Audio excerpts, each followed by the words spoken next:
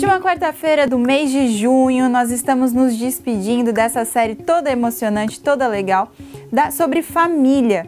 Nós tivemos a presença do pastor Wallace Barbosa e ele continua conosco neste episódio, mas nós vamos já nos despedindo porque já é o último do episódio da série, então nós vamos falar sobre divórcio. E aí, você acha que divórcio tem solução? Divórcio tem volta, pastor?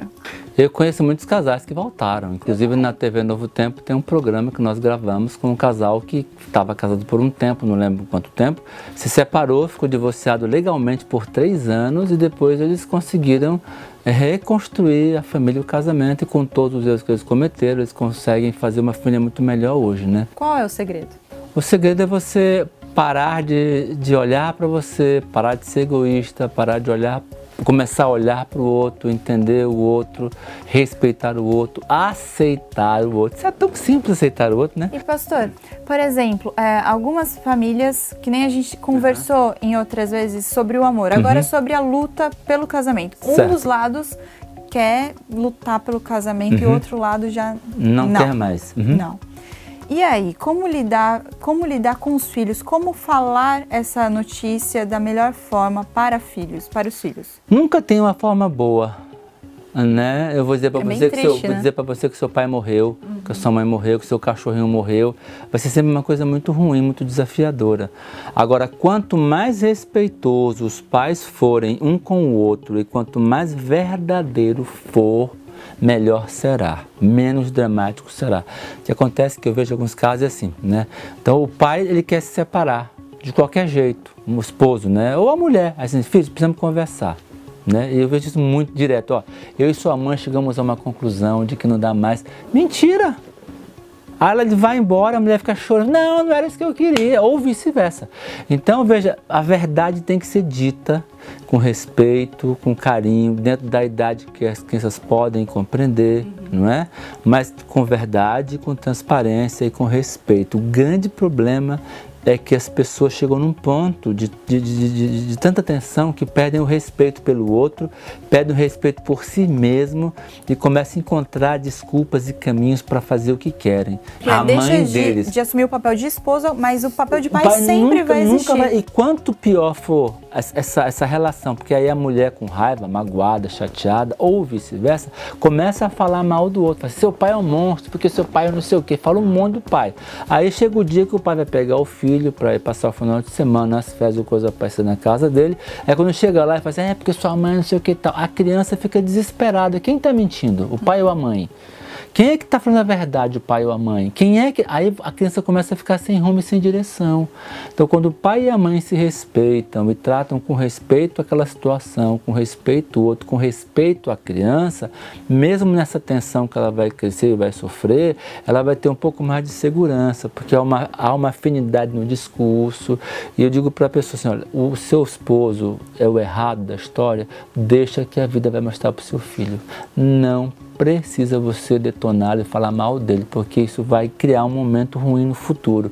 E aí o filho diz, tá vendo você me falar mal do meu pai agora? Aí vira aquela confusão.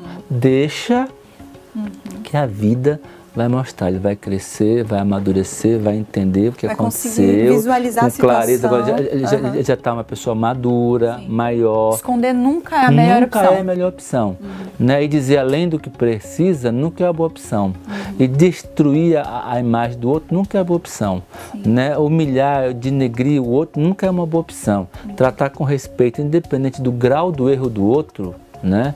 É a melhor opção na situação que não é a situação ideal para uma criança crescer e se desenvolver, né? Então, pastor, o respeito é fundamental. Quando foi criada a pauta sobre esse assunto, o divórcio, a gente conversou entre alguns funcionários aqui da CPB e nessa conversa, uma das grandes dúvidas foi assim, separamos, casamos com outras pessoas diferentes.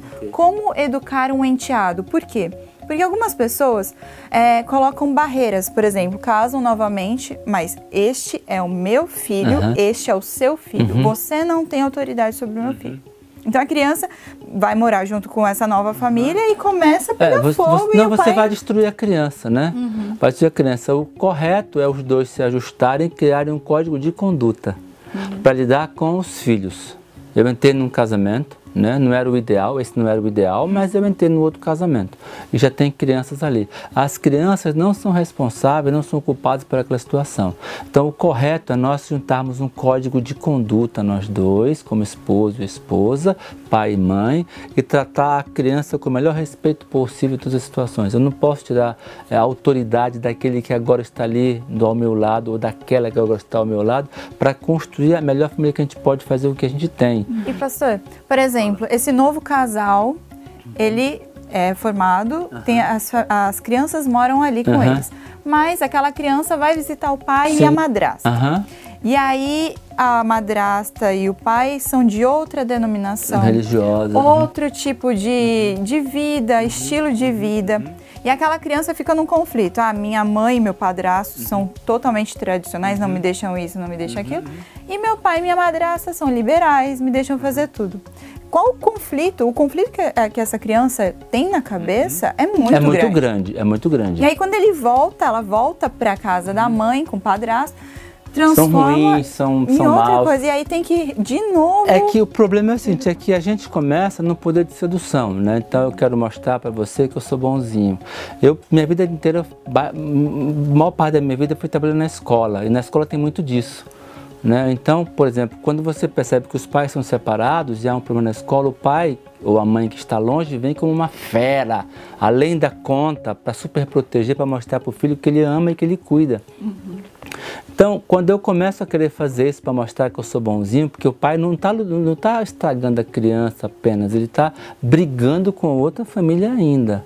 Né? Então, quando ele começa a reagir assim, ele vai pagar a conta no futuro, porque vai criar uma criança que vai ser um adolescente, um adulto desrespeitador, descontrolado, desmedido, sem limites. Então, aí vem de novo, qual é o melhor? Que esses pais, o pai biológico, a mãe biológica, se assentem com respeito, com muito respeito, independente do que aconteceu, e olhem para a criança. Vamos construir um código de conduta que seja o melhor para a criança.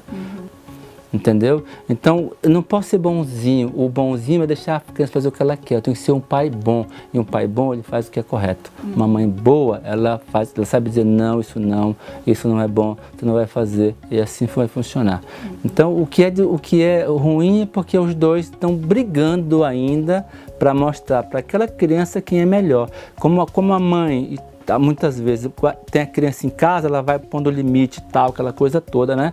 Aí o pai, às vezes, quer dizer, mostra que ele é legal, ele dá o brinquedo, deixa fazer o que quer, aquela que sua mãe é muito chata, ele não percebe que ao fazer isso está destruindo aquela criança, não é aquela mulher, é aquela criança, é a conta que vai pagar, são eles no futuro. Pior que é complicado, porque alguns pais... Ou vice-versa, só um pouquinho, porque às vezes a criança está com o pai, e o pai é firme, né? Põe os limites que tem que colocar. Aí quando vai com a mãe, às vezes a mãe, para mostrar que ela é boazinha, que ela não é tão ruim assim, começa a liberar a criança a fazer coisas que não é devido, não é próprio, e aí começa o problema na cabeça da criança. Pastor, biblicamente o divórcio, ele é banido, é totalmente, a Bíblia é contra isso, e também nós somos contra. Nós estamos conversando, o pastor Wallace foi convidado para esclarecer algumas situações do dia a dia. Que acontece na vida das pessoas, né? Hoje em dia, a gente não pode ficar também com os olhos vendados como a realidade, tá? Como que as pessoas estão vivendo.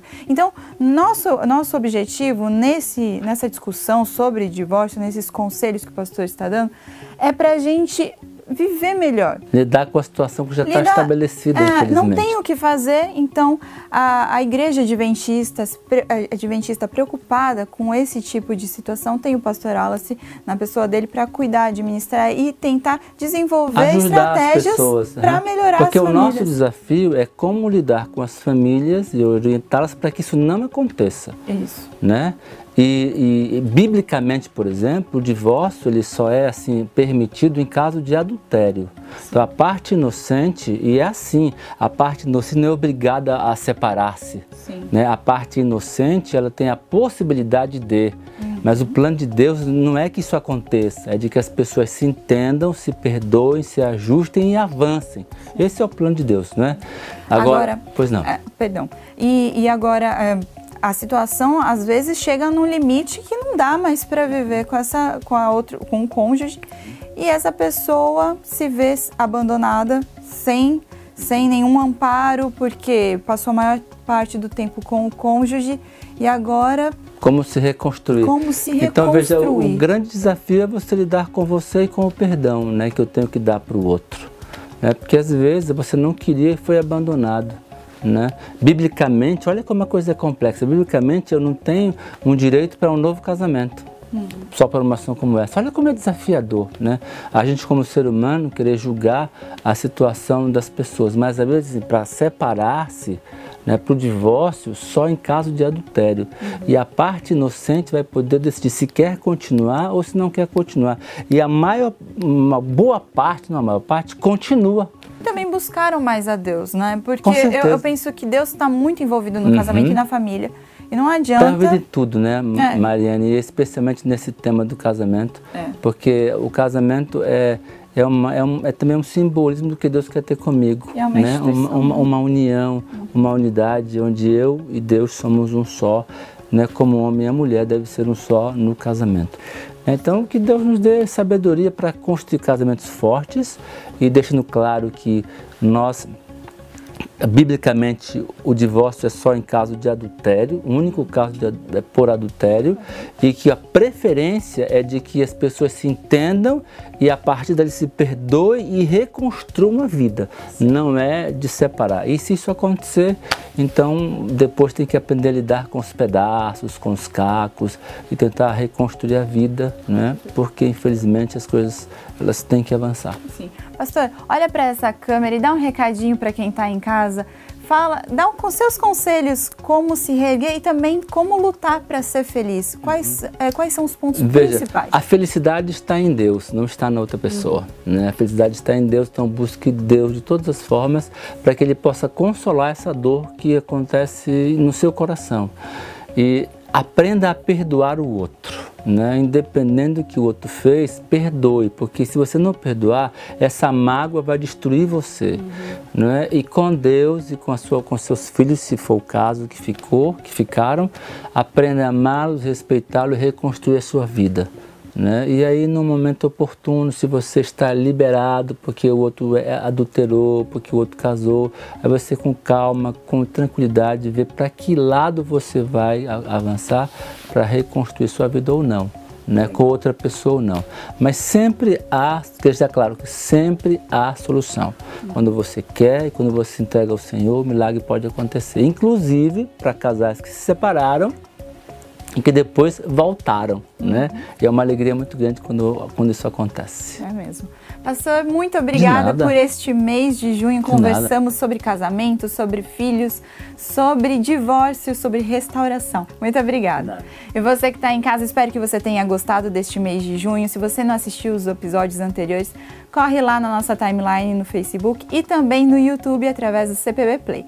Lembrando também que a Casa Publicadora, ela possui muitos livros falando sobre casamento, sobre relacionamento.